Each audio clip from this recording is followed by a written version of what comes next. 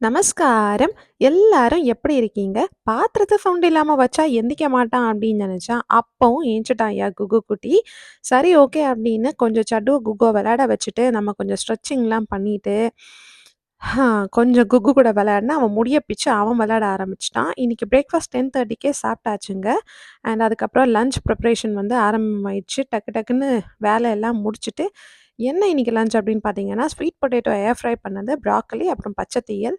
சரி ஓகே அப்படின்னு இன்னைக்கு வந்து ஒரு சிம்பிளான ஒரு டெசர்ட் வந்துட்டு வேணுமா அப்படின்னு கேட்டதுனால, இன்னைக்கு ஒரு டெசர்ட் பண்ணி குடுக்கலாம் அப்படின்னு பிளான் பண்ணியாச்சு. கடையிலேருந்து வாங்குறதுக்கு பதிலா பேசாம வீட்ல இருக்கிற இன்கிரீடியன்ட் வச்சு ஏதோ ஒண்ணு பண்ணலாம் அப்படின்னு சொல்லிட்டு பண்ண ஆரம்பிச்சது. இது வந்து பேக்லாம் பண்ண வேணாம். ஜஸ்ட் ஃப்ரீஸ் பண்ணாலே ரெடி ஆயிடுங்க.